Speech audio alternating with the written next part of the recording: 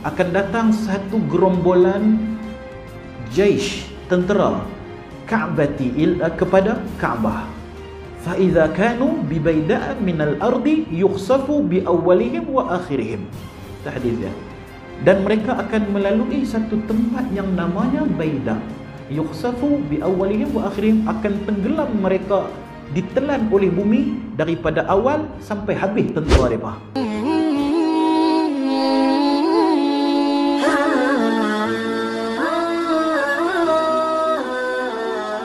Pemerintahan ataupun tempoh lamanya pemerintahan Imam Al-Mahdi.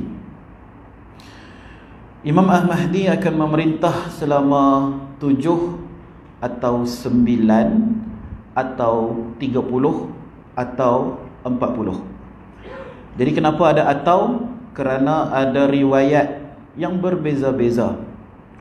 Riwayat yang mengatakan 7 tahun, ada yang kata 9 tahun, ada yang kata 30 tahun, ada yang kata 40 tahun.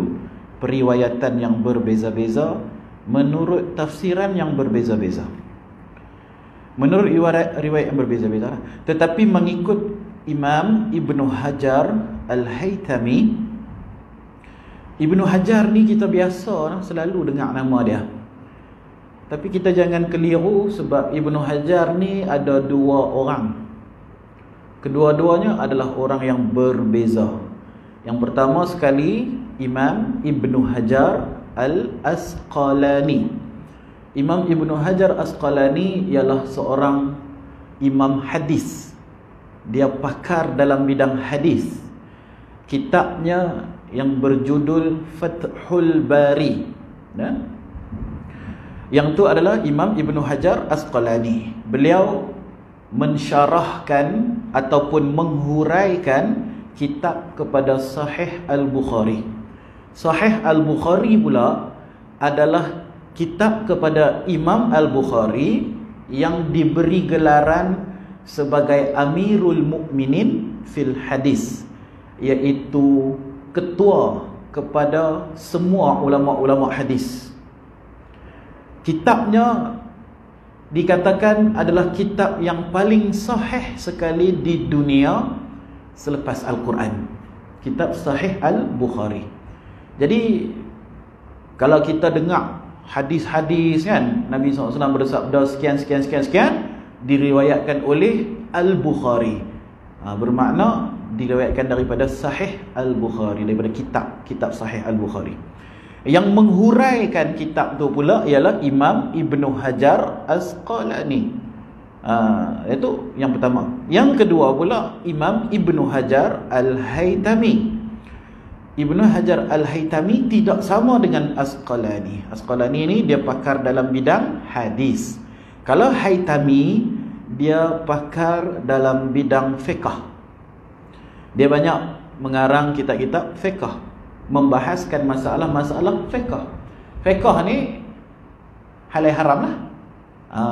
Sesuatu halal haram berkaitan dengan solat, puasa, zakat, haji, sembelihan, benda-benda yang melibatkan ibadat seharian kita.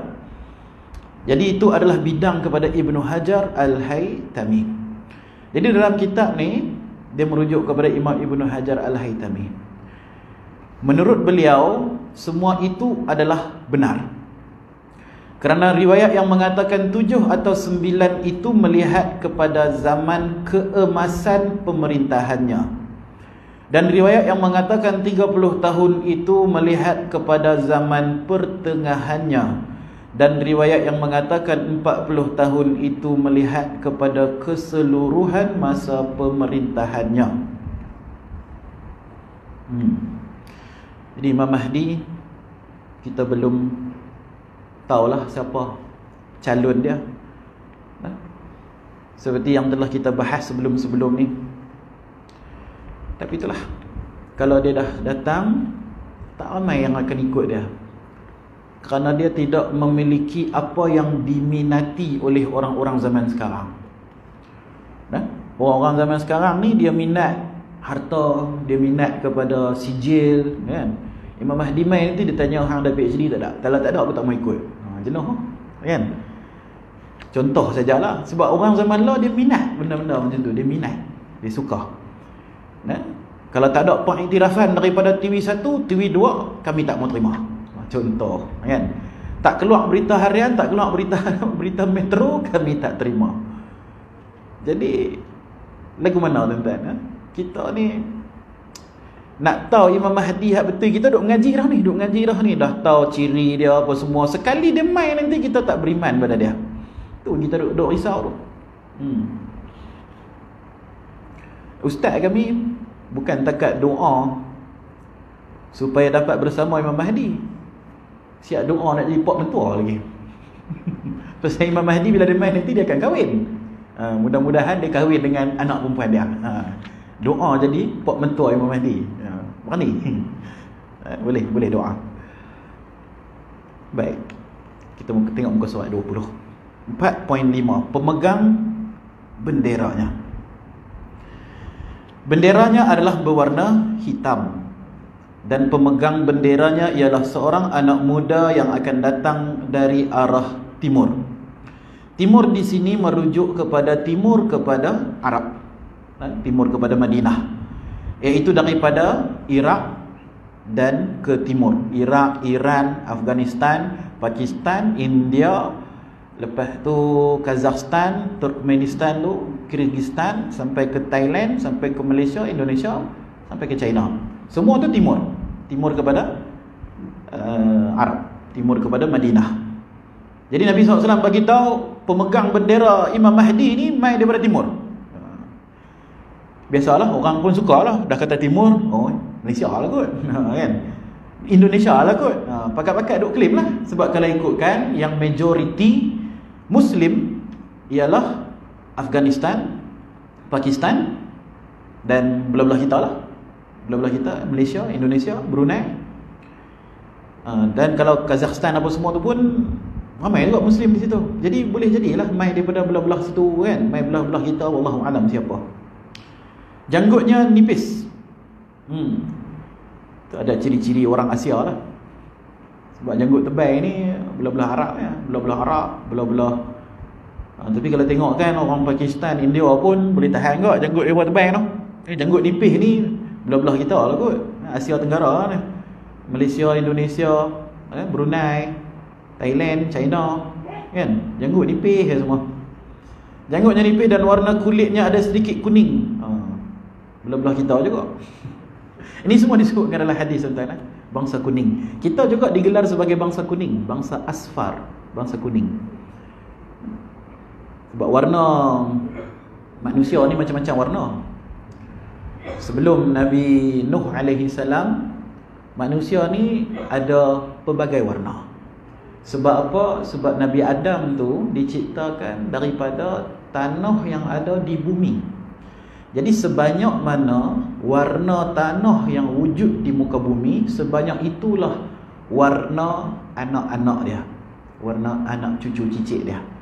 Jadi kalau ada tanah warna hijau tuan-tuan, maka ada bangsa warna hijau. Kalau ada tanah warna dia merah, ada bangsa yang kulit dia warna merah. Kan ada tanah merah kan? Bermakna pernah ada di atas muka bumi ini bangsa yang kulit dia warna merah. Tapi tuan-tuan, ulama bagi tahu selepas datangnya banjir di zaman Nabi Nuh alaihi salam, maka banyak bangsa yang sudah terhapus. Yang berbaki hanyalah 3 bangsa utama. Dia ada bangsa hitam, putih dan kuning. Sebab 3 itu sahaja anak Nabi Nuh yang selamat, beriman dan duduk di atas kapal Nabi Nuh tu. Dan daripada 3 orang inilah lahirnya keturunan-keturunan di atas muka bumi pada saat ini. Jadi yang hitam tu kita tahu dah jadi apa? Jadi orang negro lah. Yang putih itu jadi bangsa orang putih, orang Arab, Israel. Dan bangsa kuning tu duduk di belah tempat kita, daripada China, Korea, Thailand, termasuklah bangsa Melayu. Kita ni warna, orang kata apa? Langsat, warna langsat kuning lah tu. warna langsat, kuning langsat. Jadi kita termasuk bangsa kuning yang disebut sebagai bangsa asfar. 3. Sebelum banjir ada banyak lagi bangsa-bangsa yang berwarna-warni. Orang putih buat cerita Incredible Hulk warna hijau, ya. Bermakna zaman dulu memang ada orang warna hijau, cuma lah ni tak ada dah lah, sebab sudah pupus. Jadi yang tinggal 3 tu lah, 3 bangsa. Dan dikatakan pemegang bendera Imam Mahdi itu datangnya daripada timur, dan dia daripada bangsa kuning. Disebutkan juga nanti Ya'juj dan Ma'juj. Dan kalau kita baca dalam tafsir ulama bagi tahu Ya'juj dan Ma'juj itu juga berasal daripada bangsa kuning. Daripada bangsa kuning. Dia bukan main daripada bangsa hitam ataupun putih, dari bangsa kuning. Jadi dapat kita fahami Ya'juj Ma'juj tu juga adalah manusia macam kita. Seperti mana Dajjal itu juga manusia macam kita. Jadi bila kita baca hadis ni, dia nampak macam raksasa, nampak macam alien. Sebenarnya bukan lah, dia manusia macam kita. Cuma dia daripada bangsa mana, bangsa apa, itu semua dijelaskan oleh para ulama di dalam tafsir masing-masing lah. Baik. Nama pemegang bendera ialah Syu'aib bin Saleh. Syu'aib bin Saleh. Ada ulama dia kata Syu'aib tu ialah makna dia pemuda dalam bahasa Arab. Saleh pula maksud dia soleh lah, orang yang soleh. Jadi Syu'aib itu pemuda, bin itu anak, soleh itu soleh. Pemuda yang mana anak yang soleh. Ada yang ulama tafsir macam tu. Dia tengok pada nama tu, dia tidak menyatakan ia sebagai kata nama.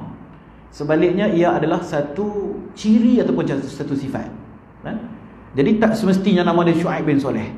Mungkin nama dia lain lah. Nama dia Ridwan ke, nama dia Muhammad ke, Alip ke, kan? Syukri ke, kan? Alip Syukri, kan? Jadi tak semestinya nama dia Syu'aib. Itu menurut pendapat. Ni pendapat, saya cerita pendapat-pendapat yang ada lah. Tetapi setengah ulama yang lain kata tidak, ini adalah nama, ini adalah kata nama. Jadi nama dia mesti Syu'aib, dan bapa dia mesti nama Saleh. Syu'aib bin Saleh. Dia adalah pemegang bendera. Pemegang bendera makna kata dia adalah orang kanan kepada Imam Mahdi. Dapat jumpa dia pun dah rahmat besar dah.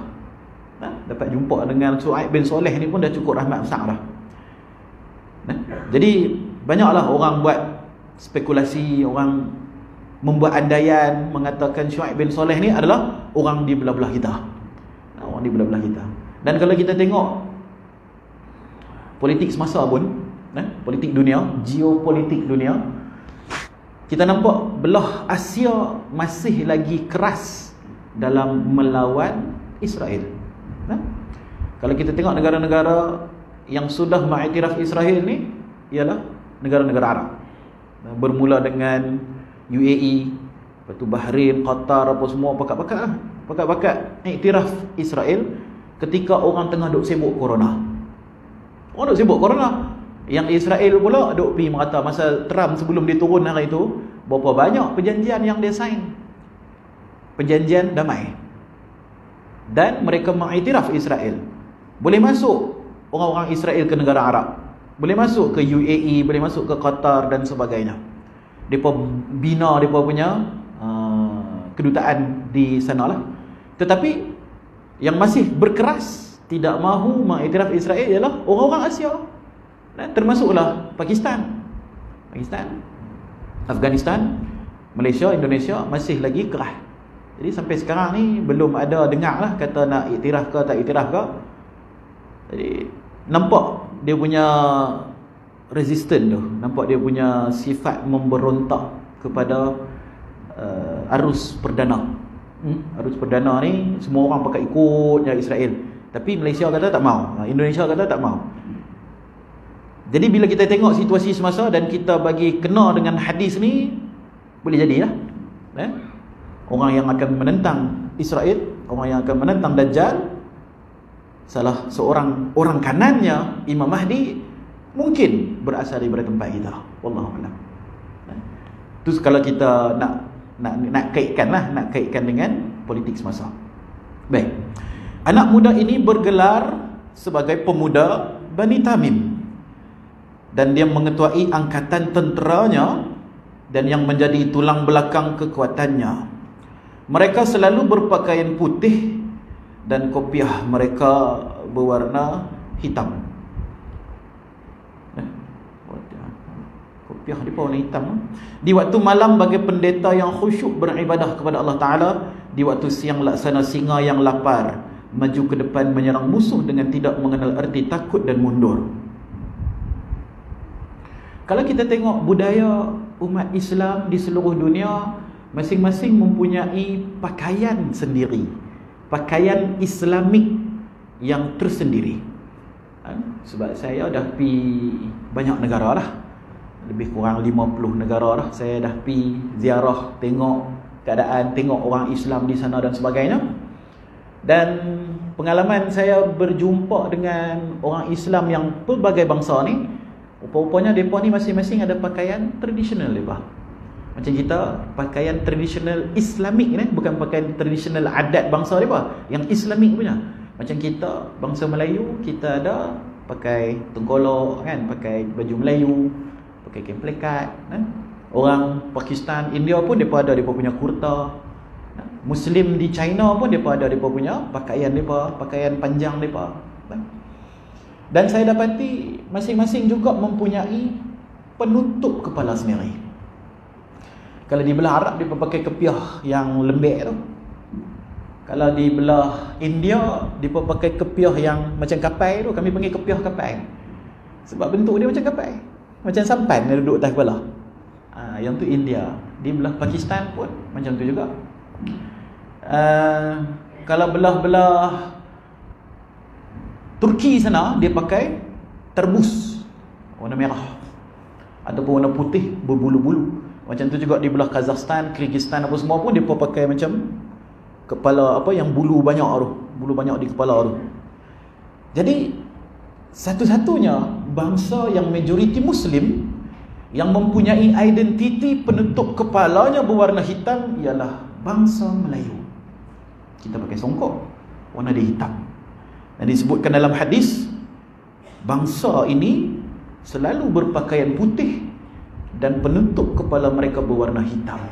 Dan kalau kita kaji sejarah bangsa-bangsa ni, bangsa Melayu je lah yang memang sinonim dengan warna hitam sebagai penutup kepalanya. Dan kalau baju silat pun semua hitam juga. Itu adalah warna tradisi, warna tradisi. Dan bila sentuh pasal warna hitam, ada orang tanya, pasal apa saya suka pakai serban hitam? Ada orang tanya lah, ni selit sikit lah, pasal apa ustaz-ustaz lain semua pakai serban putih? Oh tak pakai serban putih. Pakailah serban putih. Cakap bukan saya tak mau pakai serban putih, saya suka pakai serban hitam. Pasal apa? Nak tahu kan? Nak tahu. Jadi saya suka pakai serban hitam sebab saya mencontohi guru saya, yang mana saya pun pernah tanya soalan yang sama pada mereka. Pasal apa? Tok-tok guru kami lah, tok-tok guru kami masa saya mengaji di Afrika dulu, semua pakai serban hitam. Bila tanya pasal apa, mereka kata hadis apa ni, perbuatan apa ni, hadis Nabi lah, hadis Nabi ataupun sunnah Nabi, dia terbahagi kepada 3. Yang pertama disebut qaul, sunnah yang daripada qaul, perkataan. Yang kedua daripada sunnah yang af'al, fi'il, perbuatan. Dan yang ketiga ialah sunnah takrir, iaitu sunnah yang Nabi SAW tak suruh, Nabi SAW tak buat, tapi Nabi SAW mengakui keadaan siapa-siapa yang buat. Jadi itu pun dikira sebagai sunnah. Contoh sunnah takrir ni ialah wanita yang memakai jilbab, memakai purdah. Nabi SAW tak pakai sebab Nabi SAW lelaki, tapi isteri-isteri Nabi semua pakai. Dan Nabi mengakuinya sebagai bagus, maka itu juga digelar sebagai sunnah. Jadi kalau orang rumah kita ke, anak kita ke pakai purda, itu adalah sunnah. Sunnah bagian apa? Nabi tak bisa pakai. Memang Nabi tak bisa pakai. Itu dinamakan sunnah takririyah. Takririyah, sunnah yang Nabi mengakui benda tu bagus. Termasuk sunnah takririyah ialah solat sunat tahiyatul wudu, iaitu setiap kali habis ambil ayat semayang, kita semayang 2 rakaat sunat. Amalan tu Nabi tak buat dan Nabi tak ajak pun orang buat. Tapi Sayyidina Bilal bin Rabah, muazzin kepada Rasulullah, telah melakukan amalan tersebut. Dan ketika Nabi naik ke Isra' Mi'raj, baru lepas Isra' Mi'raj baru-baru ni, naik ke Mi'raj, pergi ke syurga, Nabi SAW dengar tapak kaki Sayyidina Bilal radhiyallahu anhu. Pelik ke macam mana Nabi kenal tapak kaki? Tapak kaki macam mana Nabi boleh kenal? Kan? Ada nama keluar Bilal, Bilal, Bilal, Bilal. Ada nama? Tak ada. Tapak kaki bunyi semua sama. Tapi pasal apa Nabi kenal tapak kaki itu tapak kaki Bilal? Pasal apa Nabi kenal? Pernah tak tertanya? Sebab saya baca hadis, saya suka tanya. Saya suka tanya. Dah lalang ada tok guru kan, kita tanya semua benda. Dia tak boleh jawab, dia cakap tak tahu. Bukan satu aib lah untuk mengatakan tidak tahu. Sebab manusia hakikat dia memang tak erti apa pun. Dan apa yang Allah Ta'ala ajarkan kepada dia, itu yang dia perlu sampaikan kepada orang lain. Bukan dia ajak orang lain, dia tak ada ilmu. Dia adalah postman sahaja, menyampaikan apa yang Allah Ta'ala bagi tahu pada dia. Ni kalau tak tahu, jangan malu. Tak tahu, saya tak tahu. Abang tak tahu. Saya tanya Tok Guru, pasal apa Nabi SAW boleh tahu tu tapak kaki Bilal tu? Boleh dengar? Kenal? Cerita dia, Bilal bin Rabah radhiyallahu ta'ala anhu, seorang hamba daripada bangsa Afrika, orang Habsyah, orang Negro. Dan kisah dia pun kita tahu, dia dibebaskan, dan Sayyidina Abu Bakar radhiyallahu anhu yang membebaskan dia. Lepas tu dia pun dimerdekakan pula oleh, mula-mula Sayyidina Abu Bakar beli dia. Beli dia. Dah beli jadi Abu Bakar punya hamba lah. Tapi Abu Bakar tak mau memperhambakan dia, sebab dia kata dia nak berkhidmat kepada agama Allah sampai dia mati. Maka Abu Bakar pun bebaskan dia, merdekakan dia. Bila dia merdeka, dia jumpa Nabi, apa dia boleh buat? Nabi SAW pun lantik dia sebagai muazzin. Muazzin ni tukang azan lah. Tukang azan Rasulullah SAW ada 2 orang. Pertama Bilal bin Rabah, yang kedua Abdullah bin Maktum. Abdullah bin Maktum seorang yang buta matanya. Buta, tak nampak. Timbul juga persoalan. Pasal apa Nabi pilih orang kata OKU lah sebagai muazzin? Tak ada orang lain dah ke? Dan kenapa perlu ada muazzin yang kedua? Kenapa tak cukup satu saja? Semua soalan. Kita jawab satu-satu lah. Abdullah bin Maktum radhiyallahu ta'ala anhu, seorang sahabat Nabi yang buta matanya kedua-dua. Dia mai ke masjid, ada orang pimpin. Balik, ada orang pimpin. Dan kenapa dia dilantik sebagai muazzin yang kedua? Jawapannya ialah Abdullah bin Maktum seorang yang buta, maka dia tidak diwajibkan untuk berjihad apabila semboyan dibunyikan. Bilal bin Rabah satu orang yang badan dia kuat, dan dia seorang pahlawan, seorang pendekar. Jadi apabila semboyan jihad dibunyikan, Bilal bin Rabah kena turun untuk pergi perang. Siapa nak bang? Kosong, tak ada siapa bang. Subuh tak ada bang, Zuhur tak ada bang, Asar tak ada bang, Maghrib tak ada bang, Isyak tak ada bang. Pasal kalau pergi perang, bukannya 2-3 jam, kadang sampai berhari-hari, kadang sampai berminggu-minggu. Takkanlah di Madinah tak ada siapa bang. Maka ketika itulah Abdullah bin Maktum dilantik menjadi muazzin yang kedua, kerana dia tidak diwajibkan untuk pergi berperang, matanya buta. Dia pergi perang, macam mana? Mata tak nampak nak pukul siapa. Maka setiap kali ada jihad dipanggil, Bilal bin Rabah ikut, Abdullah bin Maktum tinggal di Madinah bersama dengan wanita-wanita, bersama dengan orang tua-tua, bersama dengan kanak-kanak. Jadi orang tua yang tak larat nak berjihad, budak-budak yang belum mampu mengangkat senjata, dan orang-orang OKU tinggal di Madinah, mereka lah yang meneruskan solat 5 waktu di Madinah. Nabi SAW bersama dengan para sahabat berada di luar untuk berjihad. Jadi masjid di kampung tetap diimarahkan. Jadi itulah sebab kenapa Abdullah bin Maktum dilantik menjadi muazzin, kerana dia buta. Jadi khidmatnya diperlukan. Dia masih boleh bercakap, masih boleh melaungkan azan, dia dilantik sebagai muazzin. Itu soalan pertama, selesai. Baik, Bilal tadi tu, macam mana Nabi SAW boleh tahu tu tapak kaki dia? Cerita dia, selepas Nabi SAW melantik Bilal bin Rabah radhiyallahu anhu sebagai muazzin, maka Bilal bin Rabah menjadi jam penggerak ataupun alam kepada Rasulullah. Rasulullah SAW punya rumah di mana, tuan-tuan? Di sebelah kiri masjid Nabawi. Di sebelah kiri itu rumah Nabi. Jadi bila kita pergi ke Madinah, tuan-tuan akan jumpa raudah yang kapek warna hijau tu. Di hujung raudah tu adalah mimbar. Lepas tu ada kapek hijau, lepas tu ada dinding. Dalam dinding tu ialah kubur Nabi. Yang dalam dinding itulah rumah Nabi dan Aisyah radhiyallahu anha. Mimbar Nabi kat sini, rumah Nabi dekat sini. Di tengah-tengah ni adalah raudah. Ada beberapa tempat di dunia ni yang akan diangkat dan dibawa ke syurga.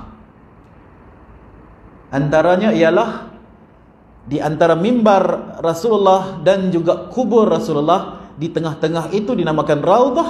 Itu akan diangkat oleh malaikat dan akan dibawakan ke syurga. Itu satu. Yang kedua, pokok kurma yang pernah menjadi mimbar kepada Rasulullah sallallahu alaihi wasallam.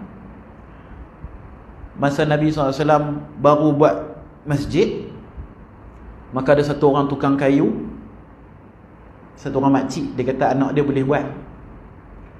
Maka dia pun buat daripada pokok tamar, pokok kurma.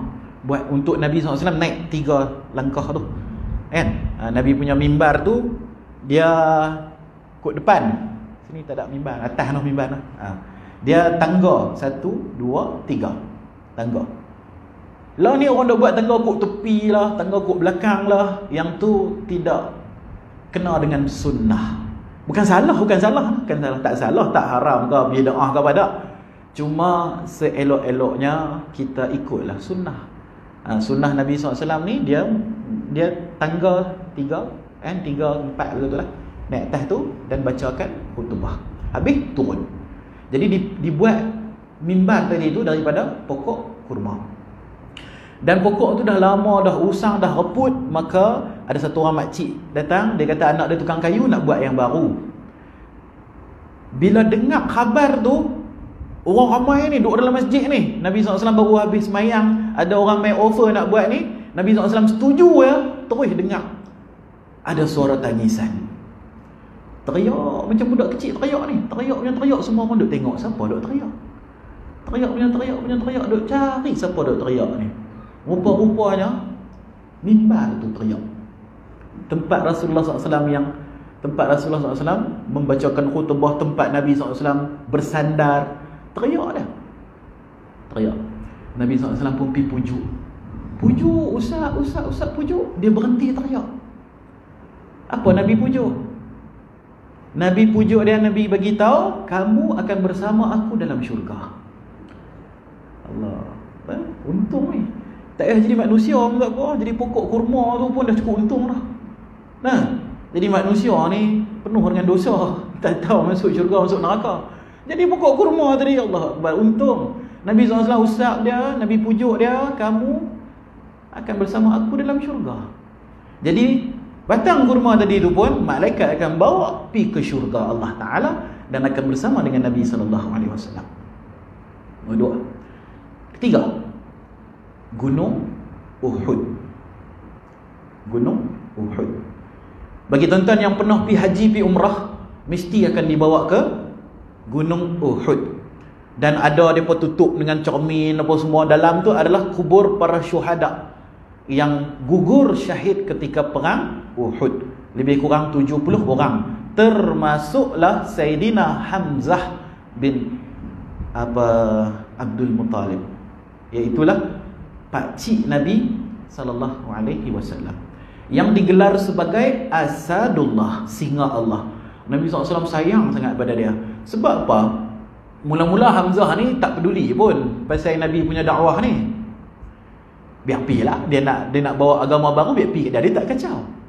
Tapi Abu Lahab, Abu Jahal duk kacau. Kacau punya kacau.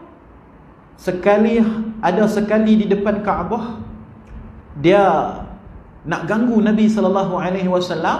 Hamzah tak tahan tengok anak menekan dia duk kena kacau. Dia pi ambil busur panah tu, kayu tu, dia pukul kepala Abu Lahab, Abu Jahal, antara dua orang tu lah. Pergi bedak lah kepala dia. Tapi dia pun tak berani lawan dia. Pasal Hamzah ni, kenapa dia digelar Asadullah? Menurut guru saya, katanya dia pernah mengalahkan singa dengan tangan dia saja. Berkelahi dengan singa. Tuan-tuan tak biasa jumpa singa, tak risaulah. Saya dulu duduk di Afrika. Ada satu tempat tu nama dia Lion Park. Di situ ada open safari. Naik kereta, keliling semua singa. Keliling semua singa. Kami bawa lah kereta. Bawa kereta sendiri, bayar tiket masuk. Jangan buka tingkap lagi jenuh. Jadi kami pun pi dekat kawasan anak kecil, comel macam kucing, kecil je. Pi dekat kawasan bapak dia. Allahu Akbar. Punyalah besar ni. Besar sama besar dengan kereta. Dan dia punya dengusan dia, sebab bila kami berhenti nak ambil gambar ke apa ke, enjin kena mati. Sebab singa ni adalah haiwan yang pemalas. Dia makan seminggu sekali ya. Lepas dia makan, dia duduk buat muka malas sampai dia lepak balik seminggu. Dan bila dia makan seminggu, mana ada dia makan sekok rusa kau, sekok lembu kau, sekok kambing ke. Kenyang habis seminggu. Dia buat muka malas. Ya, kalau dia kenyang, dia tak kacau siapa. Ada orang lalu duk main kat depan dia pun dia tak tahu ya. Sebab singa memang pemalas. Dan dia pun tidak akan menyerang secara depan-depan. Singa biasanya dia akan menyorok. Dia akan tunggu yang mana dekat, dia terus rekam. Dia tak ada masa nak ligan dia malah. Dia memang makhluk yang pemalas. Sebab itu dia digelar sebagai raja. Raja rimba, raja haiwan.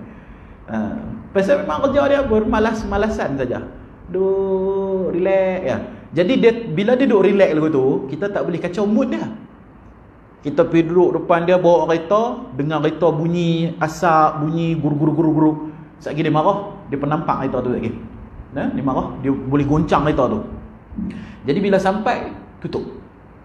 Saya dengan kawan-kawan saya masa tu kami tutup lah, ambil gambar apa semua. Tapi kereta duk gegang. Bergegang. Kata tutup enjin lagi, tutup dah. Duk gegang siapa? Kami pun diam. Rupa-rupanya hembusan nafas dia. Hembusan nafas dia, kereta bergegang. Oh, singa ni. Sebab itulah singa selalu dijadikan simbol kekuatan.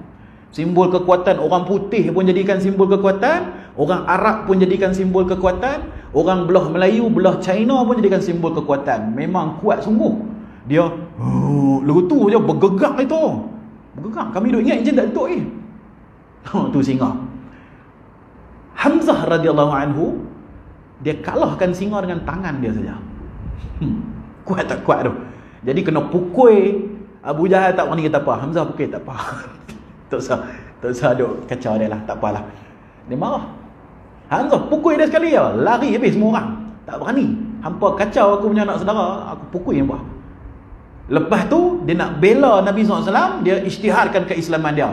Start pada tu tak ada siapa berani nak sentuh Nabi SAW. Sebelum tu depa bubuh ni perut unta, dan depa sembelih unta, depa buang perut tu berat tu. Nabi SAW tengah sujud depan Kaabah tu, depa boleh pergi letak tu perut unta di atas kepala Nabi tu. Nabi nak angkat tak boleh. Nak angkat kepala tak boleh. Sebelum tu lah depa kacau, depa baling batu lah apa. Sejak Hamzah Asadullah radhiyallahu anhu mengisytiharkan keislaman, depa tak berani dekat dengan Nabi SAW. Takut kena pukul dengan Hamzah. Hamzah ni dia garang. Ada Hamzah Asadullah ni, dia di Gunung Uhud lah. Dia peperangan Uhud, dia syahid dan dia digelar sebagai Sayyidul Syuhada, iaitu penghulu kepada semua orang yang mati syahid. Dia adalah Sayyidul Syuhada. Baik.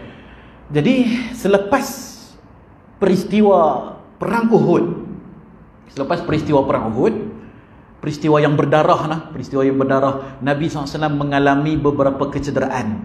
Antaranya dekat kaki, dekat tumit, dekat lutut dan juga dekat pipi Nabi SAW. Kepala Nabi kena pukul dengan batu, besi apa yang ada di kepala Nabi. Nabi pakai topi besi itu tercucuk dekat Nabi punya gigi sampai patah gigi Nabi. Jadi itu adalah peristiwa yang berdarah. Masa Nabi SAW balik pulang ke Madinah, Gunung Uhud ni tuan-tuan, dia bergerak sekali. Gunung Uhud tu bergerak. Kalau tuan-tuan pergi Madinah, Gunung Uhud tu dia bubuh lampu, pancar lampu. Jadi gunung-gunung yang lain semua tak ada lampu. Kita tahu lah pancar lampu tu Gunung Uhud. Yang tu lah Gunung Uhud. Dia ikut Nabi jalan kan, dia ikut bergerak lah.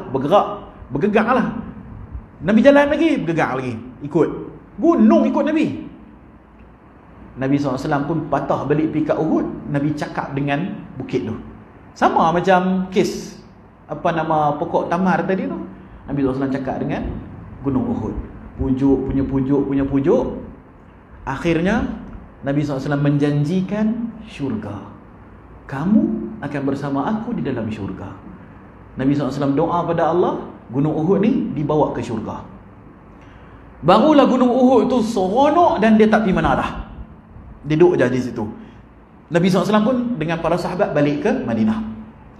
Jadi Gunung Uhud yang ada sekarang ni dah berpindah sedikit daripada tempat asal dia. Baik, jadi 3 tu adalah benda yang ada di dalam syurga, yang asalnya daripada bumi. Gunung Uhud kita pergi ziarah lah. Mudah-mudahan dengan kita menziarahi Gunung Uhud di dunia, mudah-mudahan kita dapat melihatnya juga di syurga. Sebab dia dijanjikan syurga. Kalau kita duduk, kita dapat pegang tanah syurga ni. Dapat pegang Gunung Uhud tu, dapat pegang ni. Gunung syurga ni, gunung syurga. Alhamdulillah seronok. Yang kedua, Raudhah tu orang duk berebut tu. Dapat masuk dekat kapet hijau tu, teriak tu. Ada tak mau bangun pun ada. Duk sujud lama-lama kan. Polis duk tunggu ya. Pasal nak lepas orang lain pula ni. Dia duk sujud lama-lama. Nak tolak lagi berdosa pula. Kan duk sujud lama-lama. Dia pun nak kumpul duit 20-30 tahun nak sampai. Kan? Duk jual yak teh kan. Rupang dia punya untung dia tu dapat kumpul pergi sana, dapat masuk Raudhah, sujud sampai lama-lama lah. Besoklah. Jadi siapa yang dapat masuk ke dalam Raudhah, mudah-mudahan dia dapat masuk ke syurga. Sebab kaki dia dah pernah menjejak ke syurga. Raudhah tu syurga dah. Jadi yang belum sampai, usahakan untuk sampai. Sekurang-kurangnya kita pernah ni pijak kaki kita dekat kapet hijau tu. Kita doa, ya Allah, kaki aku dah sampai dalam syurga, ya Allah, janganlah keluarkan aku daripada syurga. Janganlah campak aku dalam neraka. Kaki aku dah sampai dalam syurga ni. Janganlah keluarkan aku. Pujuk Allah Ta'ala, kesiankanlah aku, ya Allah. Macam tu nah. Baik. Jadi Nabi SAW punya rumah belah kiri. Setiap kali masuk waktu solat, Bilal bin Rabah akan datang. Dan Nabi SAW akan dengar tapak kaki Bilal tu. Akan datang, ketuk pintu Nabi SAW. Wahai Rasulullah, dah masuk waktu solat. Nah? Ada sekali Nabi SAW lambat keluar ketika solat subuh. Lambat keluar sikit lah. Bilal bang apa semua, dia pun main dekat pintu Nabi, ketuk. Tengok Nabi tak keluar ni, ketuk. Nabi tak keluar juga. Jadi dia melawak lah dengan Nabi. Dia melawak. Dia kata apa? As-salatu khairum minan naum. solat tu lebih baik daripada tidur. Dia melawak dengan Nabi. Nabi bangun dah kan. Nabi bukan tidur terlajak apa, Nabi tiap hari bangun tahajud. Nabi SAW buka pintu, Nabi senyum. Sunyalah Nabi suka dengan perkataan tu. Bermula daripada saat itulah, bila azan subuh tu ditambah dengan lafaz tadi tu. Itu lafaz Sayyidina Bilal. Ketika melawak dengan Nabi SAW, Nabi suka, Nabi suruh tambah. Waktu subuh hang baca lah. Itu yang jadi as-salatu khairum minan nahum. Itu cerita dia. Bilal selalu menziarahi Nabi setiap kali waktu solat. Jadi setiap kali waktu solat, dengar tapak kaki yang sama, tuan-tuan akan kenal. Ni tapak kaki Bilal ni. Dia nak main ni, dia nak main ketuk pintu waktu zuhur dah masuk. Nak main ketuk pintu waktu asar dah masuk. Nak main ketuk pintu waktu maghrib dah masuk dah. Duk dengar bunyi kelepek ni Bilal main dah. Jadi Nabi SAW mendengarkan benda yang sama di dalam syurga. Nabi cukup kenal dengan tapak kaki itu. Satu hari 5 kali dengar. Selama bertahun-tahun takkan tak tahu lagi. Macam anak kita tuan-tuan, anak saya kecil tu, bila dia main tu bunyi kelepek tahu dah. Tu tapak kaki siapa? Hari-hari dia dengar. Boleh beza anak hak besar tapak kaki dia bunyi macam mana, anak nombor 2 bunyi macam mana. Tu tera kita. Nabi SAW ni dengar tapak kaki Bilal radhiyallahu anhu 5 kali satu hari. Dia dengar tapak kaki dalam syurga. Jadi Bilal radhiyallahu anhu dia buat semayang sunat 2 rakaat selepas tahiyat, selepas wudu. Nabi SAW tanya, apa amalan yang kamu buat sampai aku dengar tapak kaki kamu dalam syurga? Jadi Bilal kata, tak ada apa, semua sama saja. Orang lain buat aku pun buat, orang lain buat aku pun buat. Cuma dia kata ada satu amalan Nabi tak bisa ajak ni. Nabi tak bisa ajak, tapi aku buat. Apa dia? Setiap kali lepas semayang, aku buat semayang 2 rakaat. Nabi tak bisa ajak. Jadi Nabi tak kata, oi bid'ah, masuk neraka lah hang. Tak. Aku tak bisa ajak hang buat ni bid'ah. Nabi tak kata lagu tu. Tapi Nabi SAW memberikan khabar gembira. Amalan tersebut menyebabkan Bilal bin Rabah masuk syurga lebih awal daripada orang lain ni. Tapak kaki dengar dah di syurga. Tapak kaki dengar dah di syurga. Jadi itu dinamakan sunnah takririyah. Nak cerita sunnah takririyah saja pun panjang lebar. Itu sunnah takririyah. Sunnah takririyah, sunnah yang Nabi SAW tidak ajar, tidak buat, tapi Nabi mengakui benda tu bagus. Sunnah takririyah. Kemudian tadi sunnah qaul, perkataan. Jadi Nabi SAW contohnya, Nabi SAW bagi tahu dalam mafhum dia, pakailah kamu pakaian berwarna putih kerana ianya lebih suci, dan kafankanlah jenazah-jenazah kamu dengan kain berwarna putih. Itu namanya sunnah qaul, kerana daripada perkataan Nabi. Nabi yang suruh, pakailah putih, pakailah ini, buatlah itu. Nabi suruh, perintah. Dan yang ketiga, sunnah yang ketiga ialah sunnah af'al, perbuatan. Nabi tak cakap apa, Nabi buat, sahabat tengok dan sahabat bagi tahu dekat orang lain. Contohnya Sayyidatina Aisyah radhiyallahu anha meriwayatkan, beliau berkata, Rasulullah SAW gemar memulakan sesuatu yang baik dengan belah kanan. Sikat rambut, start dengan belah kanan. Pakai baju, masuk tangan kanan dulu. Pakai seluar, masuk kaki kanan dulu. Pakai selipar, pijak dua-dua selipar tu, masuk yang kanan dulu, lepas tu baru masuk yang kiri. Jadi Aisyah nampak dan Aisyah cerita dekat kita semua. Aisyah tu siapa? Isteri Nabi SAW. Jadi itu adalah sunnah af'al. Dalam tiga-tiga sunnah ni, guru saya, dia seorang muhaddis, seorang ahli hadis, menyatakan ketiga-tiganya itu mempunyai tahap kekuatan masing-masing. Yang paling rendah sekali ialah sunnah takririyah. Sunnah takririyah adalah sunnah yang paling rendah.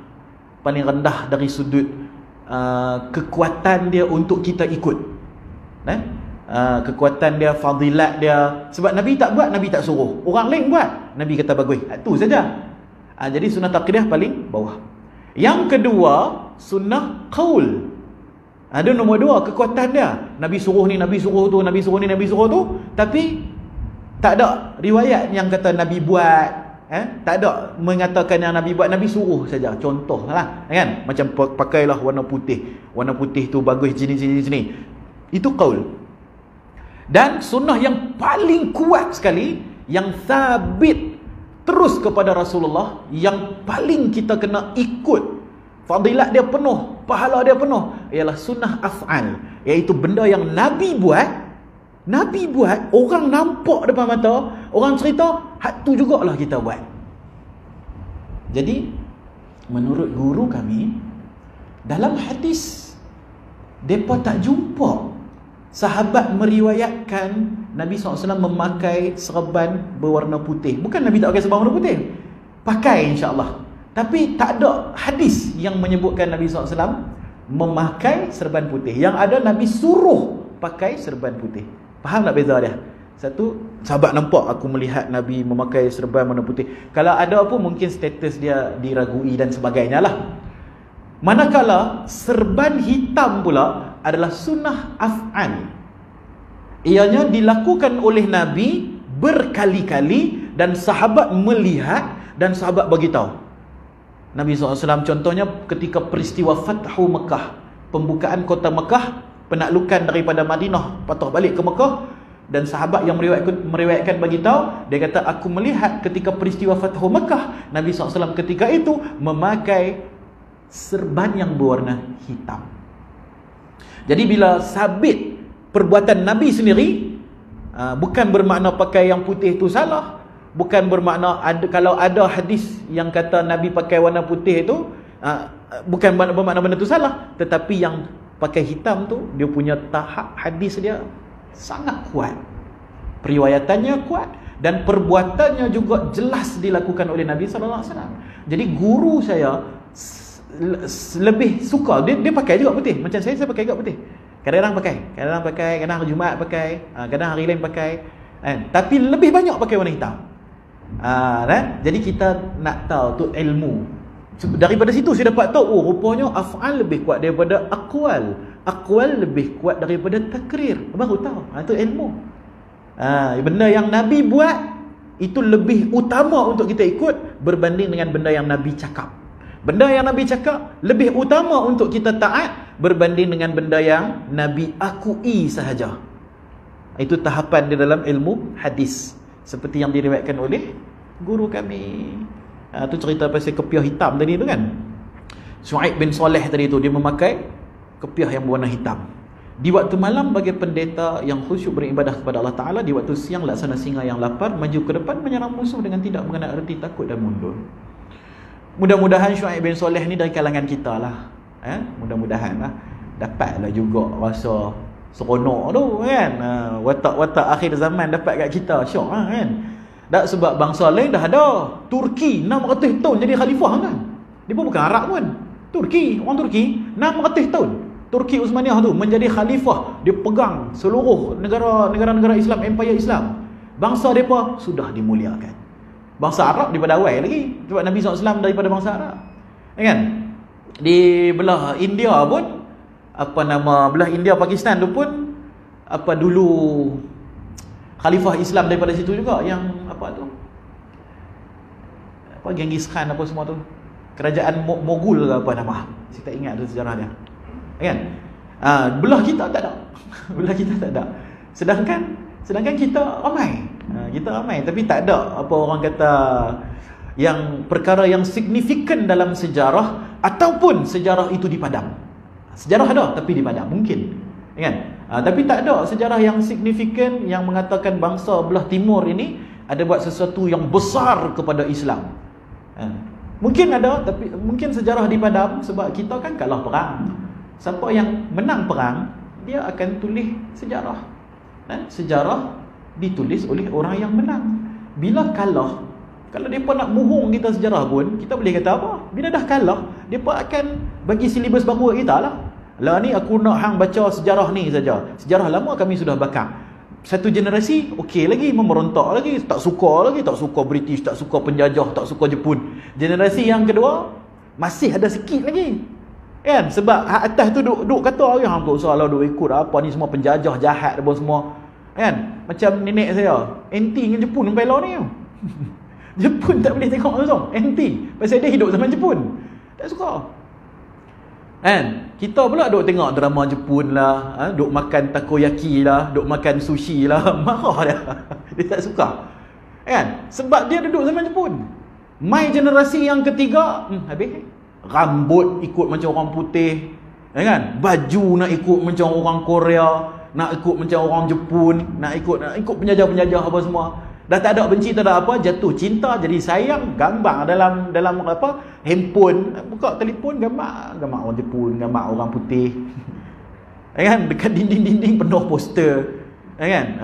Mai dengan muzik dia, dengan pelakonnya apalah, habis lah, tak ada dah. Kan? Masa tu apa saja depa cakap kita terima. Depa kata bangsa hang tak kerti apa, terima. Bangsa hang ni dulu pakai cawat saja, terimalah.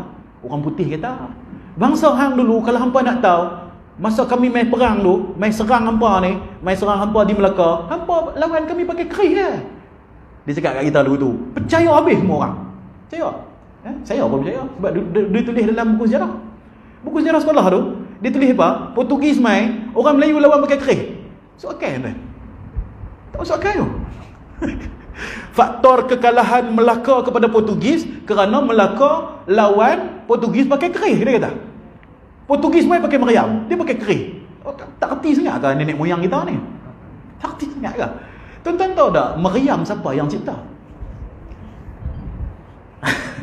Yang cipta meriam tu orang Islam. Sultan Muhammad Al-Fatih. Sultan Muhammad Al-Fatih yang menakluk Konstantinopel, Rom Timur tu menggunakan meriam. Sebab mereka ada tembok yang besar, tembok yang tak boleh ditembusi oleh mana-mana tentera pun. Mainkan Sultan Muhammad Al-Fatih, dia tembak meriam. Tembak meriam. Dia punya kumpulan saintis dia, apa-apa semua, teknologi hebat. Masa tu orang putih tengah duk ni lagi, duk zaman hitam, zaman gelap depa lagi, duk makan orang. Depa makan orang dulu. Makan orang. Dengan tak mandinya apalah, tak kerti apa. Dia panggil apa tu?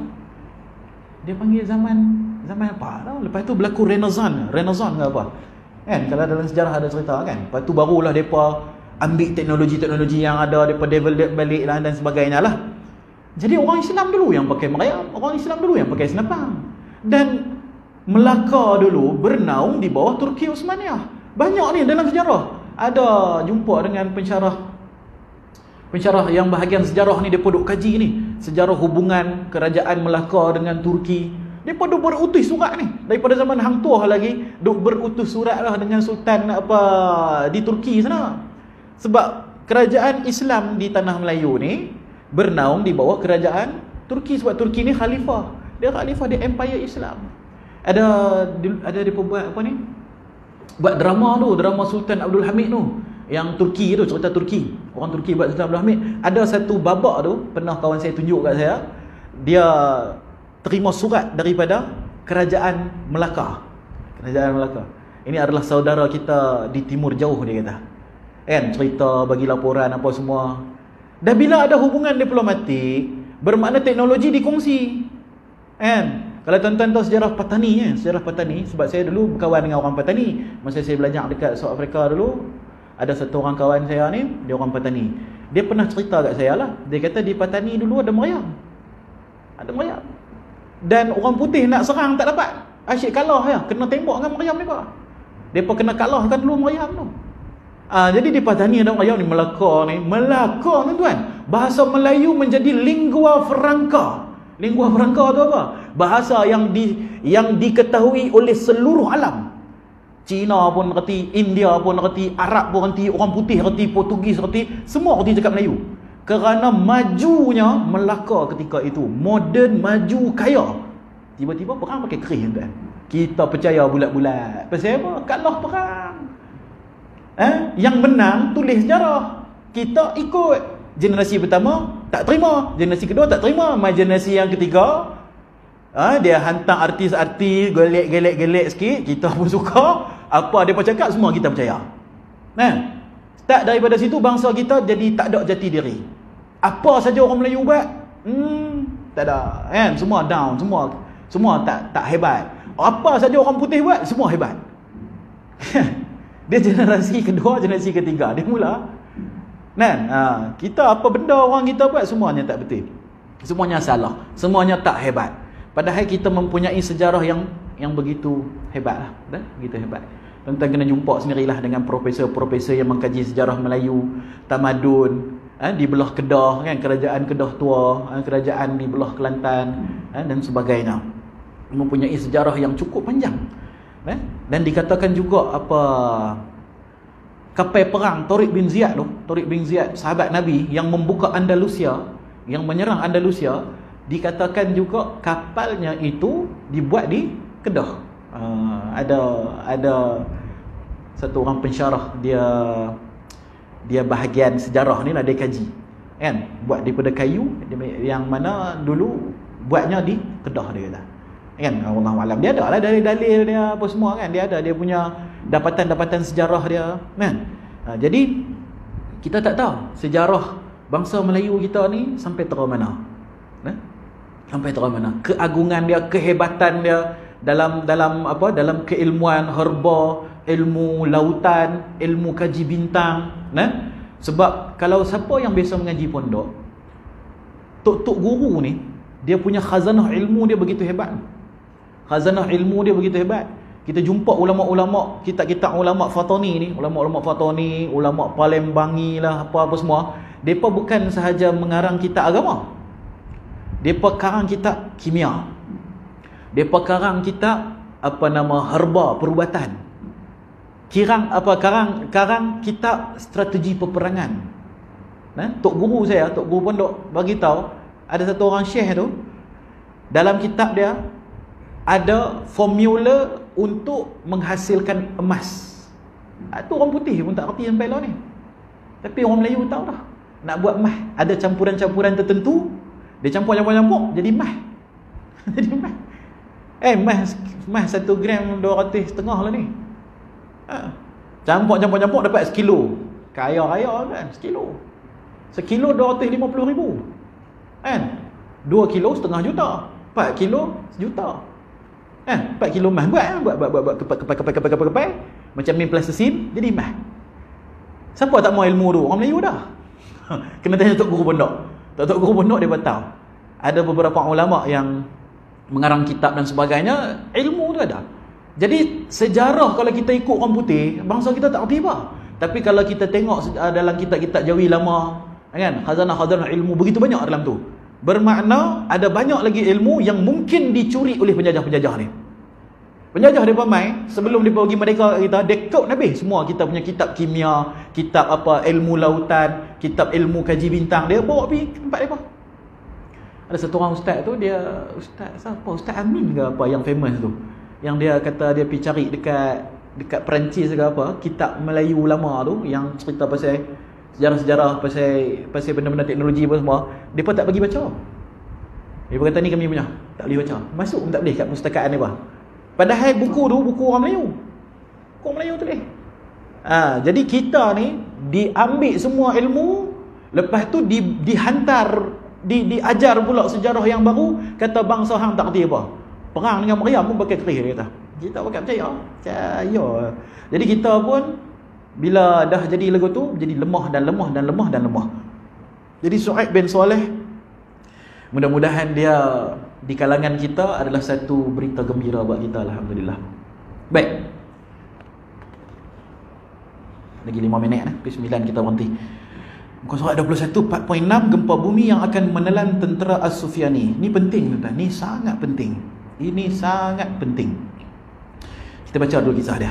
Setelah mendengar pembaiatan Imam Mahdi di Makkah, seorang penguasa zalim di Syria yang dikenali sebagai As-Sufyani akan bergegas mengirim tenteranya ke Mekah untuk menumpaskan angkatan tentera Imam Mahdi. Apabila tentera As-Sufyani ini sampai di satu tempat yang bernama Al-Bayda, iaitu satu tempat yang berhampiran dengan kota Madinah Al-Munawwarah, tentera ini akan ditelan oleh bumi. Tiada seorang pun di antara mereka yang selamat kecuali 2 orang sahaja. Seorang daripada mereka itu akan kembali ke Syria membawa berita sedih nahas tentera itu kepada As-Sufyani, dan 1 orang lagi akan pergi ke Mekah membawa berita gembira kepada Imam Mahdi. Ini hadis lah. Hadis ni dalam, saya biasa baca dalam kitab Riyadhus Shalihin, tak silap saya, hadis yang kedua kot. Yarshu jaisha ka'bati fa idza kanu bi bayda'a min al-ardi. Saya pernah hafal hadis ni. Yarshu jaisha ka'bati, akan datang satu gerombolan jaish, tentera Ka'bati, kepada Kaabah. Fa idza kanu bi bayda'a min al-ardi yukhsafu bi awwalihim wa akhirihim. Itu hadis dia. Dan mereka akan melalui satu tempat yang namanya Baida. Yukhsafu bi awwalihim wa akhirihim, akan tenggelam mereka, ditelan oleh bumi daripada awal sampai habis tentera mereka. Semua kena tenggelam. Lepas tu Aisyah tanya, yukhsafu bi awwalihim wa akhirihim wa fihim aswaquhum wa man laysa minhum. Ditelan mereka semua sekali kah? Daripada mula sampai habis. Habis tu macam mana dengan aswaqihim, dengan pasar-pasar yang ada di sekelilingnya, wa man laysa minhum, dan juga orang-orang yang tidak bersama dengan tentera itu. Kemudian Nabi SAW jawab, yukhsafu bi awwalihim wa akhirihim. Semua akan ditenggelamkan. Yub'atsu fi wa yub'atsu ala niyyatihim. Dan di akhirat nanti mereka akan dibangkitkan daripada kubur dan akan diasingkan mengikut niat masing-masing. Kalau mereka duduk di situ nak meniaga saja, tak apa. Tapi kalau mereka duduk di situ nak menyerang Imam Mahdi, mereka ni akan diazab oleh Allah Ta'ala. Itu dia punya hadis dia. Jadi ini hadis yang lebih panjang, ada dalam riwayat yang lain. Ini dia punya cerita yang lengkap. Ada dua orang saja, satu akan patah balik bagi tahu dekat Sufyani, dan satu lagi akan pergi ke Imam Mahdi bagi tahu berita gembira. Baik. Pasal apa saya kata benda ni penting? Kerana ini adalah sebesar-besar tanda Imam Mahdi sudah datang. Sebelum ni tanda-tanda dia apa? Mai apa, bintang berekor, kan? Komet ke, asteroid ke, taik bintang ke apa, orang nak panggil kan? Kita takkanlah hari-hari nak tengok langit kan? Jadi lambat lah, jadi malas dan sebagainya, lupa dan sebagainya. Dan dikatakan juga tanda Imam Mahdi datang ialah bulan hari pertama bulan Ramadan akan berlaku gerhana. Pertengahan bulan Ramadan akan berlaku gerhana juga. Itu pun kita lepas benar. Dah pasal satu Ramadan kita cari bazar dulu, kan? Seronok kan? Rasa seronok kan? Dia setahun sekali saja. Jadi kita lupa dah gerhana tak ada gerhana, tak apa. Lain cerita. Jadi tanda yang paling besar sekali, yang paling senang kita nak faham ialah apabila tuan-tuan semua mendengar ada sekumpulan tentera ditelan bumi. Berita ni akan jadi berita viral. Berita ni akan menjadi berita yang diketahui oleh orang ramai. Sebab tak berlaku satu bandar tu, satu bandar yang besar tu boom kena tenggelam dengan bumi. Tak nak dengar. Kalau tuan-tuan ada dengar dan berlaku pula di belah-belah Madinah sana, ada satu bandar tu kena apa orang kata, kena telan dengan bumi, maka itu adalah tanda Imam Mahdi sedang berada di Makkah. Sedang berada di Makkah.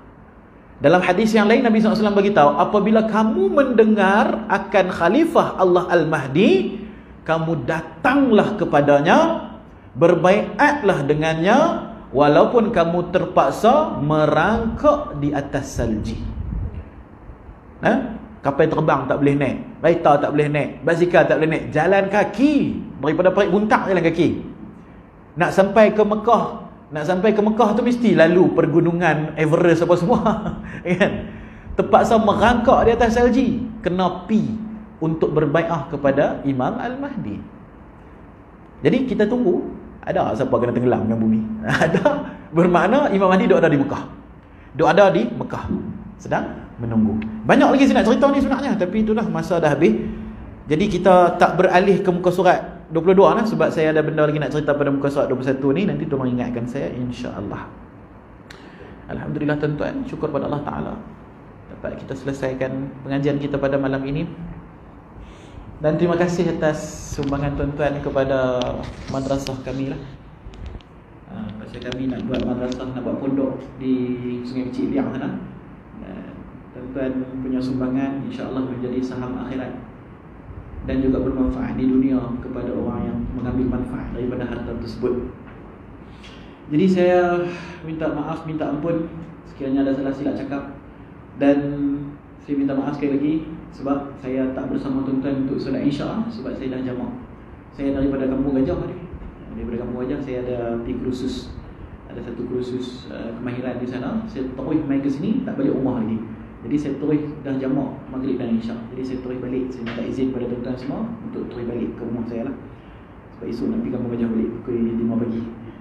Kita tangguhlah majlis kita dengan tasbih kafarah dan surah Yunus.